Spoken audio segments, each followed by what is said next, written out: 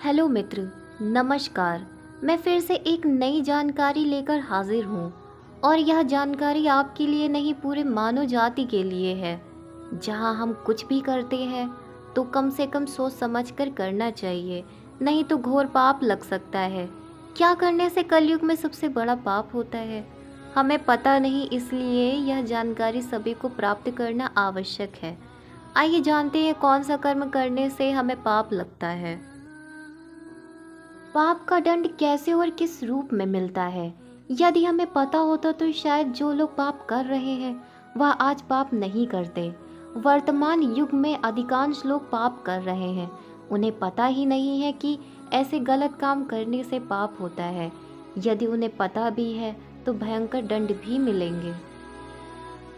अब आइए जानते हैं क्या करने से कलयुग में सबसे बड़ा पाप होता है।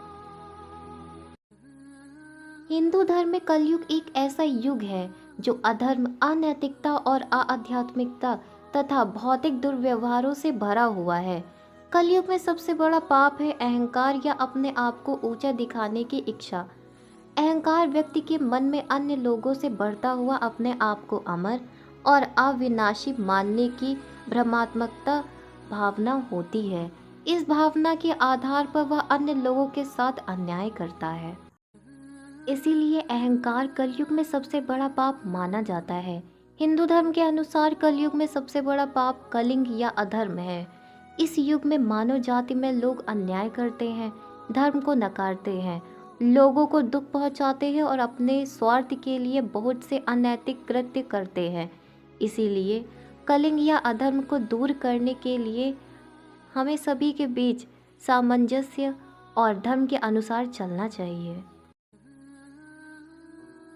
किसी कमजोर व्यक्ति को सताना, इससे घोर पाप लगता है।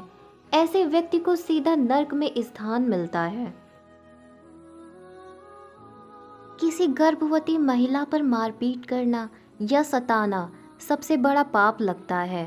पौराणिक कथाओं के अनुसार ऐसे व्यक्ति को कभी इंसान के रूप में जन्म नहीं होता, सीधे नरक पर वास होता है।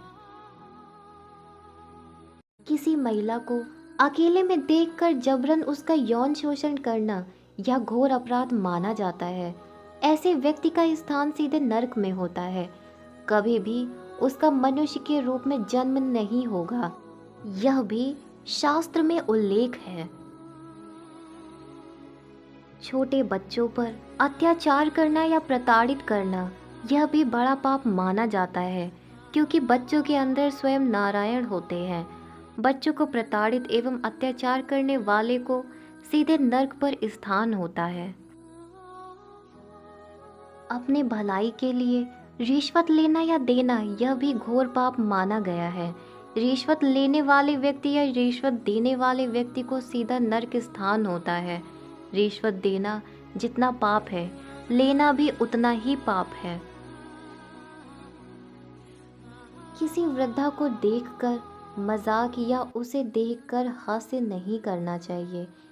ऐसा करने वाले व्यक्ति को सीधा नरक पर स्थान मिलता है, उससे बहुत बड़ा पाप होता है।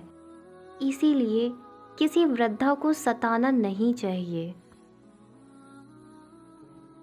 हिंदू देवी देवताओं पर मजाक उड़ाना यह भी बहुत बड़ा पाप लगता है। शास्त्र के अनुसार जो व्यक्ति हिंदू देवी देवताओं को मानता नहीं है, उन्हें भी नरक पर स्थान मिलता है।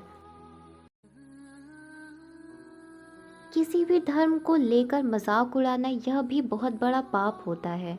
गीता के अनुसार सबके धर्म अपने आस्था से जुड़े हुए हैं। यदि कोई व्यक्ति किसी के धर्म के विषय में मजाक उड़ाए तो उन्हें सीधे नरक स्थान मिलता है। तो मित्र, यह थी हमारी छोटी सी जानकारी। यदि हमारी जानकारी आपको अच्छी लगे तो कमेंट करके ज़रूर बताएं। अब मिलते हैं नेक्स्ट वीडियो में, तब तक के लिए नमस्कार।